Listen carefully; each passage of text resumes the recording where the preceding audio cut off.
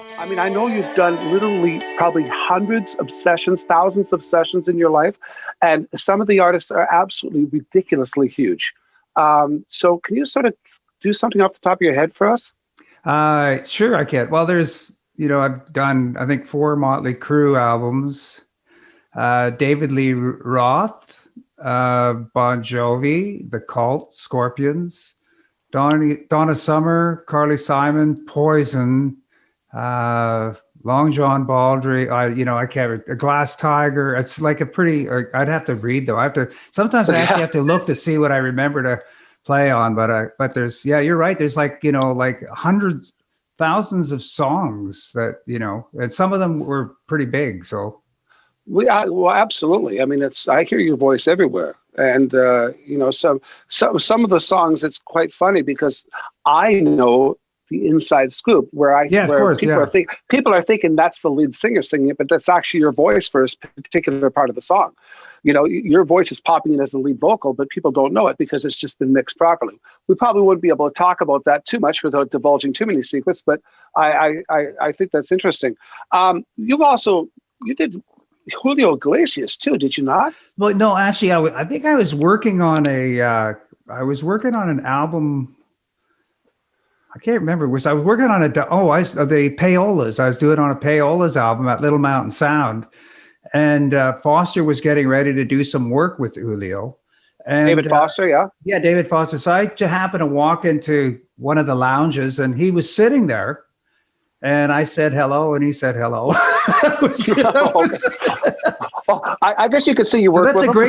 That was a great story. Yeah, right. That's one of my better stories. Yeah. And you know what? He didn't have any women around him, which I found very surprising because he was always known as this woman.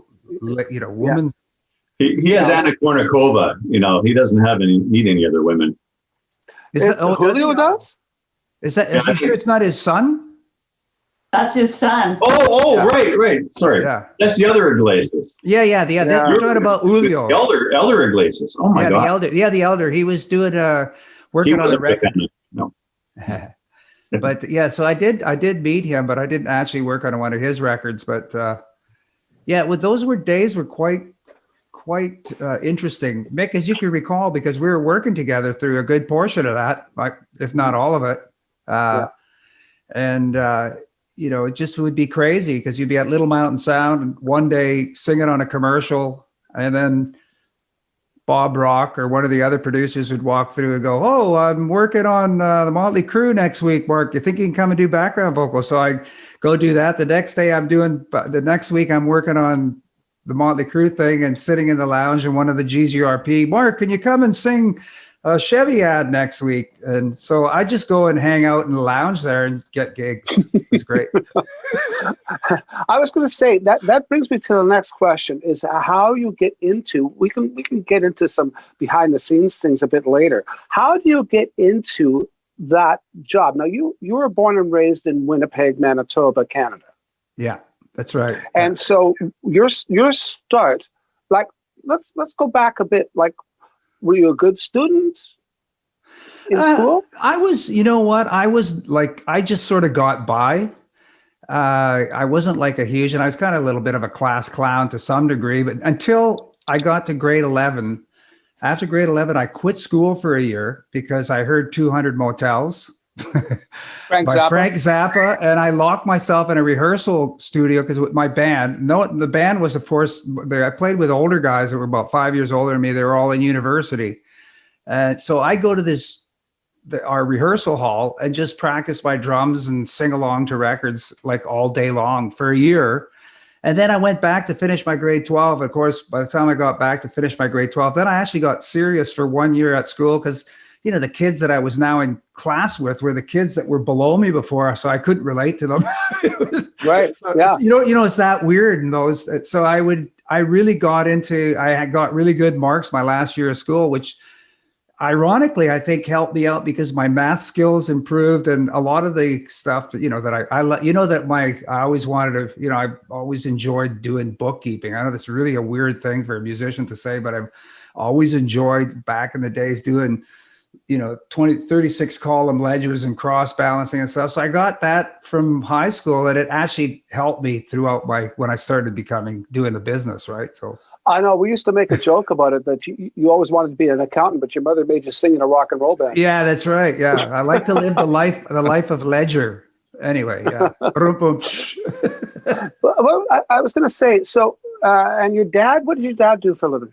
My dad was a farmer, right? But then when he came to town, he ended up getting a job with GM Guest, which was a huge construction outfit that put in all of the gas lines throughout Winnipeg. Because up to that point, they put in all the gas lines for natural gas. So he ended up working construction, but he was born like in 1901. So my father was pretty, he was like 54 when I was born. I have two younger sisters. So yeah, that's right. He was quite older when he got his start in marriage, right? Yeah, he did. Like your mom was quite a bit younger than your dad. She was 20 years younger than him. Yeah. And then they went on to have 7 kids, and yeah, it was great. My childhood, it was a great childhood. It was a very tight knit family. I lived in a fairly kind of rough little neighborhood, but it was pretty. And then, of course, around that time, when Elvis came out, and I had older sisters, so that kind of turned me into listening to music, because they were they were listening to Elvis Presley and the Everly Brothers and the stuff that preceded the Beatles. And of course, like yourself, I saw the Beatles on Ed Sullivan, and that was it. It was like, for me, that was like a religious experience that, boom, well, I'm going to do this. And, that would have been in 64. So I was like 13 or something like that, or 9. Yeah. Oh, yeah. You wouldn't have been that old. I was going to say, so no. Okay. So how old were you when you started your first band? When did you get your first drums? Yada, yada. I know we got a cute picture. Maybe Charles can bring it up. There's a cute picture of you as an infant banging on a little drum. You're like just a toddler. I don't even think you're walking yet. Yeah, that's right. That was in Kerry. I actually lived on a farm when I was first born. I didn't move to Winnipeg till I was like 5. So we lived on a farm. We lived on a farm for a bit, and I think, of course, I can't remember too much about that period of time, but we lived on a farm at that time in Kerry. Yeah. There we go. Oh, that's a picture. That's my grandmother, and my dad's in the background, and one of my sisters. I think my oldest sister, Lynn, is there. And you're already banging on a drum. So how already? Yeah. How old would you have been? Oh, I think that I had to be like somewhere around 9 months old or something like that. I wasn't very old. I was very adorable. It's funny because when I look at the picture, I can see your features. It's amazing. It's like you haven't changed all that much. Well, is your family musically inclined there, Mark? My dad played fiddle, and of course I had aunts that played piano. My oldest sister played piano, so there was always like a piano or instruments. And back in those days, people, I'm almost old enough. I mean, that we didn't have when I was a kid, that we didn't have a TV set yet. TV wasn't happening, so there was radio. You listened to radio, or somebody would sit around the piano and people would sing tunes and stuff, right? So. And my dad played fiddle. Pretty common. Mm-hmm. Yeah. That was pretty common in those days. You sort of created your own entertainment. Yeah, absolutely. Hey, thanks for joining us. Check out our other vignettes and full episodes from a wide variety of guests for more great content. Please like, share, and subscribe, and become a member at SocialNRGPresents.com to access premium content and earn valuable energy points just for watching.